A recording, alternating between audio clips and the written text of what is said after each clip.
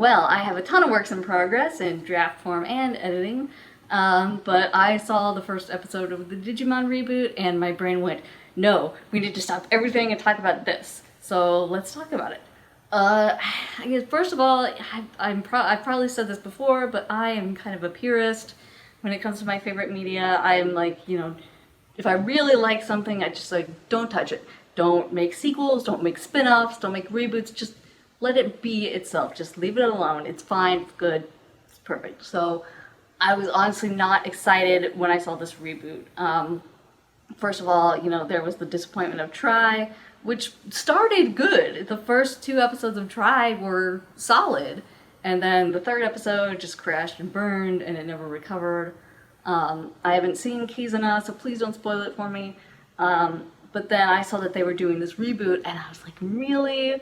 Really? Are we, like, has the well run dry on original Digimon ideas? We have to, go back to the beginning and just do the same thing again? Again, just leave it alone. There are so many different series of Digimon at this point, and, it's from my childhood. I don't want to see it touched and ruined, and I wasn't even gonna watch it, but I saw it on Crunchyroll, and I was curious, and I thought, okay, I'll just give it a shot. And I enjoyed it. I enjoyed it more than I thought it would. It was cute. It was good. First of all, the new opening is really catchy. It's really fun. I am glad that they actually didn't use Butterfly. I think it's best just to leave Butterfly in the past, leave it with the Adventure series, and let Try be its last thing. I also didn't really understand why we were going back to the Adventure characters as kids. Try kind of made sense. The original audience of Digimon Adventure has grown up. Let's let the characters start growing up and start exploring them, a little bit older, what their paths would take. And then Try had a more modern design, and then there was Kizuna, which kind of looked like it was trying to split the difference between modern anime and the look of the original, which was a little unsettling. But then it was kind of jarring to see the promotional material for this reboot and see that's clearly trying to emulate the original style of Digimon Adventure. And it was just jarring to go after all this clean modern anime to go back to that kind of style. And they almost look younger than they did in Digimon Adventure. I don't know. I think maybe it's the proportions. In Digimon Adventure, they kind of had bigger hands and feet than were, correct proportion-wise. But I always liked that. I always thought that was kind of charming. But here it's like the limbs are a little shorter. So when you've got the big hands and the big feet and the shorter limbs, they start looking like babies. These look like they just look so itty bitty. I think they're supposed to be the same age, but they look younger.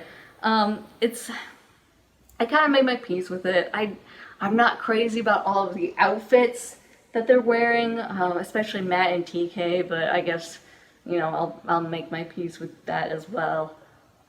They did not get rid of Ty's signature gloves or his goggles, and he's basically wearing the same shirt, so okay. If nothing else, it is great to see Digimon with a budget behind it. The original series, it was not bad looking, but it didn't have the greatest animation. It made up for it with a really good story and really good characters. But, there's just something nice about seeing the 90s, original style in more, with, better animation, not counting the movies like the original Adventure movie and Hurricane Touchdown, and that one episode of the original anime that got the nice animation bump. I'm really glad that they are going with an original story here. Obviously, it's the same characters, there are similar elements, but they're not just telling the story of the original Adventure series. It's going to be an original plot. And I was really grateful to see that. I think, one of the problems that people have with the Disney remakes, and one of the problems with remakes in general, is like if you're just going to do a beat-by-beat remake of what's already there, well, I could just watch what's already there. But that's not what they're doing, and I'm glad for it. The first big change is that it's set in present day. It's set in 2020, which is kind of genius.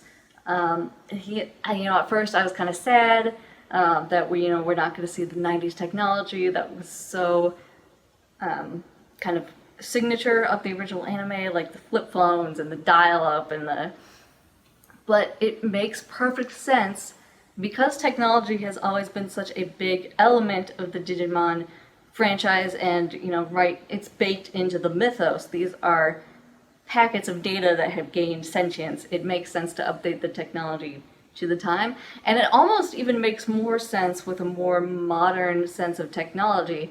When we were kids, when our generation was kids, we didn't have cell phones I didn't have a cell phone until I was, one of my junior year in high school. But nowadays, everyone has computers in their pocket. It just makes access to a digital plane of existence that much more ubiquitous and easy to see how, easily accessible. So let's talk about what they changed, what stays the same, and what we think is going to be, what we think that means for where the series is going to go. So one of the first big changes is that the kids do not meet all at once. Taichi in this version is the only one who gets sucked into the digital world in the first episode, and they don't even call it the digital world, they call it the network, which makes me wonder if this is even supposed to be the digital world or if it's supposed to be a separate plane of existence, kind of similar to what we saw in Tamers, where there was that outer shell, that grid-like layer that was the closest layer of the digital world to the human world, and then the kids had to pass through that to get to the actual digital world, which I think would be interesting, considering that this reboot is going for a more sci-fi tone, which is what Tamers did, as opposed to Adventure 02, which was more straight fantasy based with a few science fiction elements. But if the image on the official site is anything to go by, we will eventually see a digital world that looks more like what we got in Adventure with the landscapes and the trees and the mountains and the water. But the first thing we see is just this pure cyber digital plane, which is what we saw in our war game or, again, Tamers. A big change is that they've introduced Hikari right away in the first episode. In the original anime, we don't see her until Taichi gets sucked back home. I don't think we even heard him say that he had a little sister. I don't think we would have known that unless, the Japanese audience obviously knew because they had the movie, but we didn't get that here in the West. But no, this episode she's right up front and center. Taichi talks to her, she's with their mom. So we know right away that she exists, and there's a moment at the very end of the episode after the danger has been stopped where she kind of smiles, and it's an odd kind of reaction. I mean, I guess you could smile because you're relieved because the train you're on is no longer going to crash into the one that's in front of it, but I feel like a gut reaction would be more confusion or and I'm just wondering, because Hikari's always had a different kind of connection to the digital world than the other kids.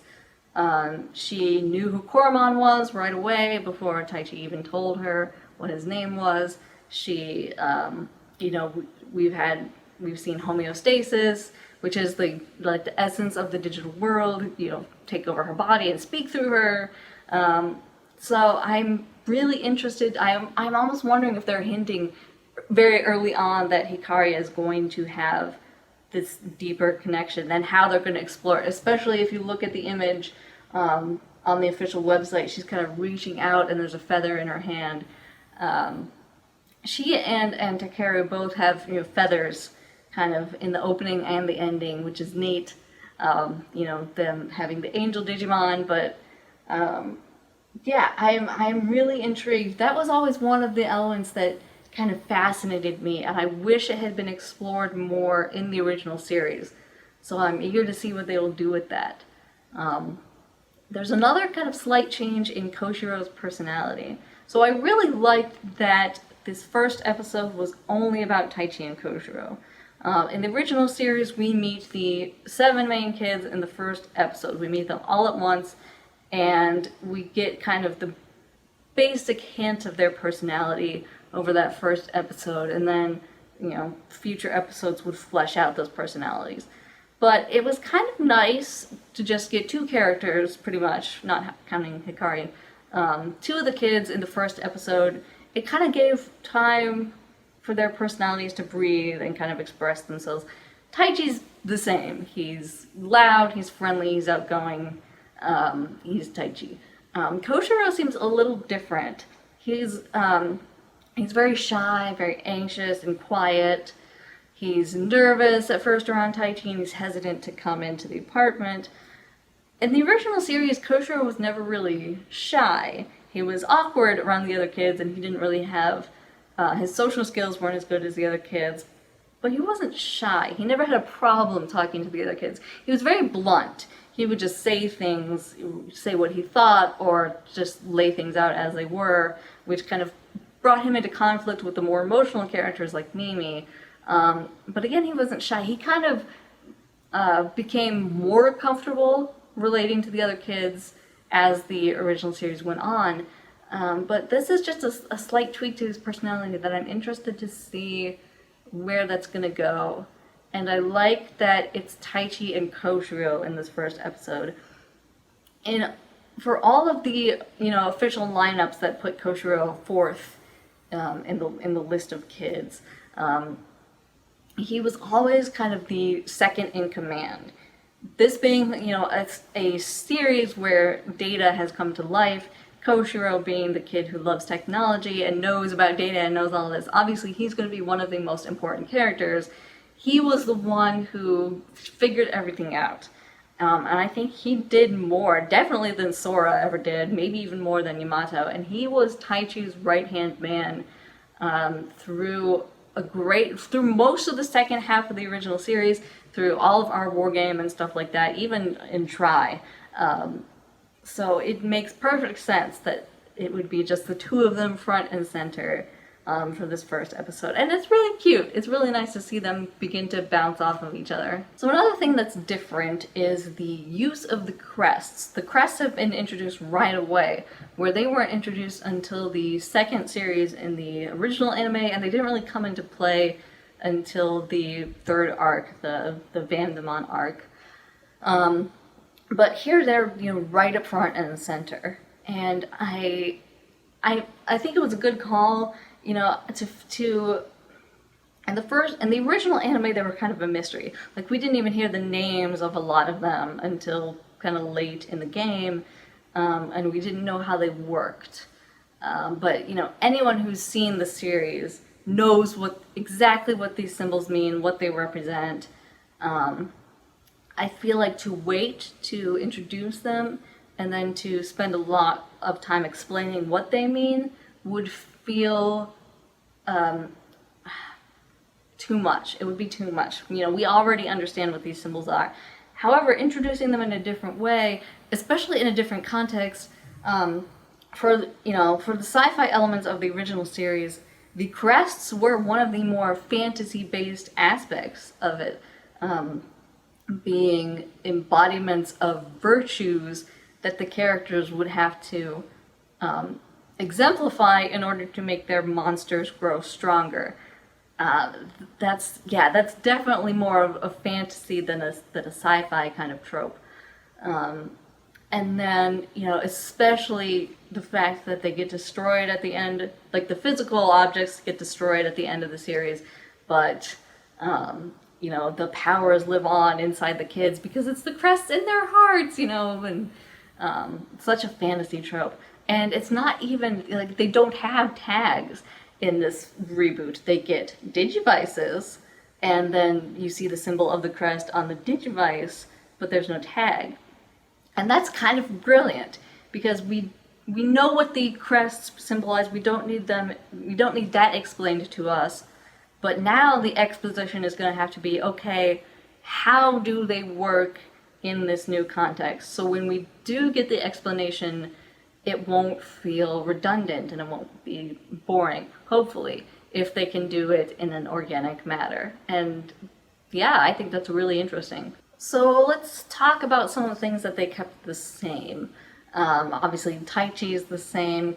I don't think we're going to see major deviations in any of the kids' personalities. There are a lot of Easter eggs for fans of the original series. You know, oh my gosh, what's the cat's name? I'm totally blanking on the cat's name. Miko!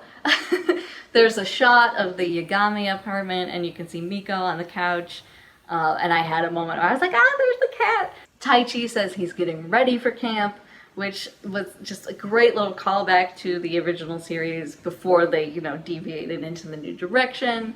The scene where Tai Chi and Koshiro meet is pretty reminiscent of the scene in our war game when Koshiro comes to Tai Chi's apartment for the first time. And it's to the point where, like, Tai Chi's got his goggles around his neck like he did in the movie, and I half expected Koshiro to be like, the egg is hatched, and it was just a cute moment. Oh, something I forgot to mention, when he does get to the apartment, Koshiro, I'm trying to say the Japanese names, when he does get to the apartment and he pulls up his tablet, as it's booting up, you see Tachikawa written on the tablet. And people have speculated that, like, that's Mimi's surname. So does this mean that Mimi's father maybe, owns a corporation that makes these electronics? We never really got a sense of what Mimi's parents did in the original series. We do see her father coming home from work on the train, but he's just kind of like a generic businessman. So I would be interested to see. One of the things I loved, and I think one of the things a lot of people loved about the original series, was the fact that the kids' families were just as important as the kids themselves. For a show that was in a genre where a lot of shows are kind of trying to make kids be all important, it didn't eliminate the families, and it didn't make the kids the only smart ones or anything like that. And we saw a lot of variety in the kinds of families. Like there was Tai Chi, who's more casual and comfortable with his family. There was Koshiro, who was a little more formal around his parents. So to get the families and the parents of the kids fleshed out, I think would be really great. Another element that is the same, and it's apparent right from the get-go, is that the digital world and the human world are connected, and if something goes wrong in one, it goes wrong in the other. When Koshiro tells Tai Chi that technology and things are screwing up in the physical world because Digimon are in the network messing with things on their side. We see them, fix a street light after they, fight some of the little Kurumon-looking monsters. And I do think it was brilliant that the conflict in the first episode is all about trains. Digimon has always kind of used trains in a symbolic way. There was the train car in the original series that the kids make camp in, and I think the third episode, and then it's the train car that they use to get home when the portal's closing. Trains were kind of a big thing in 02, if only because Ken lived across the bay from everybody else, and he would need to take the train into Odaiba. And of course, trains are, a train is how the kids get to the digital world at all in the first place in Frontier. In fact, there was that shot of underneath a train's wheels, and it's just the wheels coming toward the camera and then bright light underneath. And I thought for sure we were seeing the train car that was in the digital world, and it turned out to be the Tokyo Loop. But I just loved that moment. It establishes it, first of all, it's a callback right away for fans of the original series, and it's a hint and a promise that there's more to the digital world than what we're seeing in the just this first episode with the grids and the cubes and the very geometric technological kind of thing that we're seeing right now. So Tai Chi and Koshiro get to the train station. Tai Chi jumps the turnstile, and as he does, he puts his goggles, from down around his neck, up onto his head, and I'm like, oh yeah, things are getting real now. It's just like our war game when he like snaps them onto his forehead, and it's like, oh, we mean business now. And the act of doing that activates the crest of courage, and it's what brings him into the network.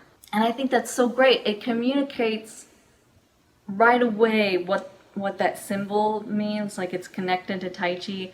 I guess it might be lost in, you know, if you don't know anything about Digimon, you would see that and you would think, what the heck?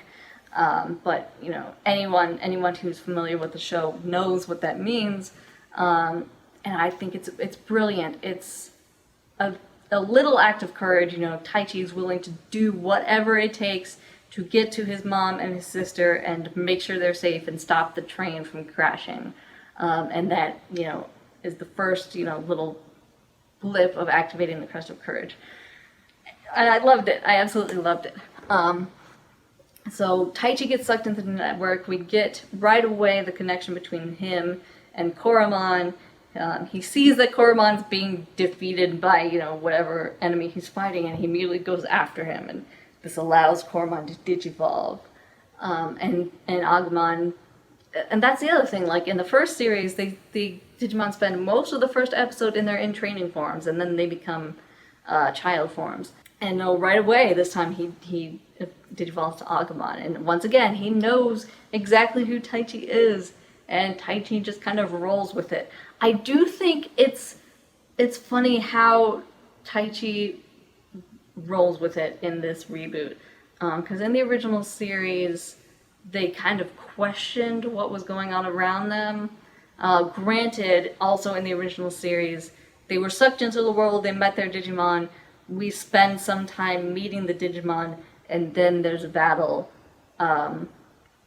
In the reboot, the fight is already happening, so there's not as much time to question what's happening. I'm wondering if there's going to be that kind of slow down and kind of asking, like, how did we get here? What is our purpose? Because I quite liked that in the original series. I liked that the kids questioned where they were and how they could get back. It seems that the second episode is going to be of the reboot is going to be pushing more into the action.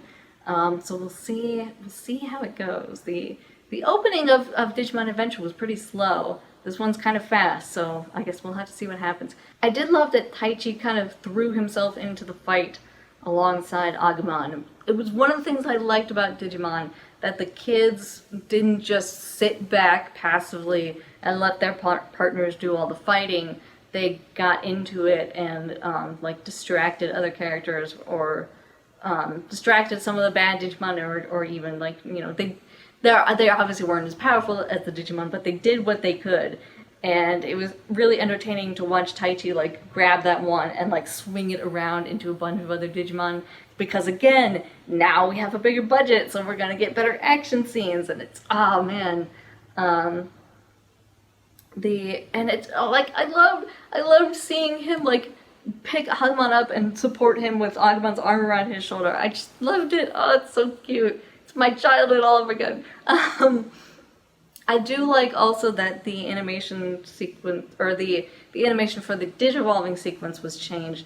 It's not even what Tri did. Was they came up with a a new template for the Digivolution. It looks like Digivolution might happen. It might be animated every single time, which would be awesome. It also looks kind of painful. It reminds me again of Tamers, where in Tamers, it would rip the skin off of their bodies, and you'd see the wireframe underneath, and the new skin would get put on, which it doesn't look that painful, but it's definitely up there. We see Agumon stretch and grow, and I loved the fact that Greymon was his stripes were solid while the rest of his body was still forming. That was just such a cool visual. And of course, as he's grown up and then his tail pops out, that was such a great moment of animation. So the fight was beautiful, and I'm looking forward to good looking fights from this new reboot. So we get to the end of the episode, and we look up and Yamato is standing on top of, another square plane thing, and Garurumon is there, and he's already digivolved, and I don't know how I feel about that. On the one hand, it's nice to just keep the momentum going, and but at the same time, I really loved, in the original, seeing the Digimon get to the next level one at a time because it always came with a moment of character growth. And, here we're not getting that with Yamato. He shows up and Garurumon has already gone through the first 2 stages. And I don't know. If the end credits are anything to go by, the next episode is going to be all about Yamato. And maybe it will even be in flashback, or partly in flashback leading up to Taichi and Yamato meeting in the net. Well, I guess we'll have to see. Who else got super excited when they saw that the title of the next episode is War Game? They're doing our War Game, which is, I think, one of the things that people remember most fondly from the original series. It was definitely one of the best of the movies. It's just, there's so much iconic stuff in that film. And again, it's Taichi and Koshiro throughout most of the movie, and then Taichi and Yamato go into the net. It's not the digital world, it's the internet. They go into the internet and their Digimon DNA Digivolve, I forget, Jogress. That's Jogress Evolution. One of the things that kind of turned me off at first was I saw this reboot and I thought, okay, this is just an easy cash-in on a franchise. They saw how much, money they made off the merchandise for Try, and, nostalgia is a big thing, and nobody has any new ideas, so we're just gonna remake Adventure. And it's really cynical, but it's, I can't help it. And, watching this first episode, I am at least encouraged that they're trying to do something different. They're updating the technology, which, not only makes it a new story, but it is a perfectly logical move to do for a story like Digimon that is so wrapped up in technology. And you'll get the kids who are watching it today, not the old fans, but, new fans of the show will get to grow up with seeing the characters use the technology that they use every day. And that thought just makes me kind of happy. There's clearly effort and care being put into the reboot. I guess, we'll have to wait and see if it loses its footing or if it keeps going and, becomes its own special thing. So we'll leave the verdict there for now. While it's trying to be its own thing and it's admirable for doing that, it does also kind of feel like a love letter to the original series and the fans of the original series with, they're starting with our War Game, which is such a beloved part of the original franchise. We'll see how it goes, and it's not. They're not remaking War Game. They're kind of using it as a base point or an Easter egg. I'm not sure how they're gonna do the story because the Jogress of Omegamon was such an important part of that story, and it would feel like too much too fast if Omegamon shows up in the second episode of the reboot. I don't think they're going to do that, but we'll have to see what they do. And I'm hoping that the kids continue to be introduced sort of one at a time or 2 at a time like this episode, because I am enjoying that. I am enjoying getting them a little bit at a time and getting their personalities, giving them some more time to showcase their individual personalities. I did have a thought while watching it, because the ending is so focused on Yamato. What if they change the ending every time to, introduce the next character that we're gonna see? And I thought, oh, that'd be really cool. Especially because the ending has this blue filter over the whole thing. And it's oh, are they gonna change the colors for each of the characters? And I don't know, that'd be a cool thought. So I'm interested to see where the story's gonna go, and I'm especially interested in how they're going to do the different character arcs for each character, because the characters are probably my favorite thing about the original series. The original series, the story is kind of, it's good, but it's kind of predictable, I guess, in places.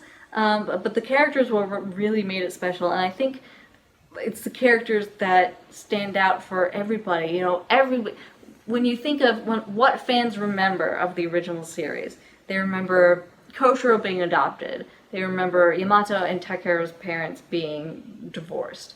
You remember Taichi's conflict with his sister, or, you know, Joe wanting to be a doctor but wanting to be it his way and not his father's way. And I'm just, because if they try to do the same things, if they try to do episodes like My Sister's Keeper, like note for note, it's gonna feel really out of place in this new story. But those are the most iconic things and the best parts of the original. Like, you know, Wizardmon's sacrifice. Everybody remembers that moment. And I've seen people joke on Tumblr, like, can't wait to see Leomon die again. But I'm just curious. I'm curious how they're going to do that. I'm curious how they're going to explore the things that we already know in regards to the characters.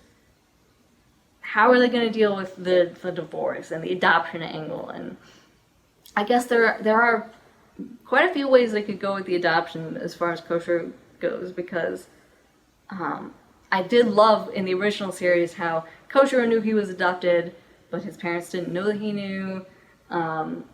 They could approach it from so many ways in this reboot, because the audience already knows that the character knows, but his parents don't know. So I'm extremely interested to see what they do with stuff like that, and I think that's why I'm going to continue watching for now. We will see what happens. I would love to do a weekly vlog of these. Don't know if I can commit to that, but yeah, we will see. Anyway, dang it, this show got me hooked with its catchy OP and its gorgeous animation. I did not want to get invested in another Digimon thing. But yeah, I enjoyed it. So please tell me what you thought about this first episode in the comments. What are you most looking forward to? And is there anything that you really didn't like that they changed, or that you wish that they had changed a little bit more? Please let me know all of your thoughts, and we will watch the next episode next week. So yeah, thank you again so much for watching, and as always, I'm eternally optimistic, and I'll catch you guys next time.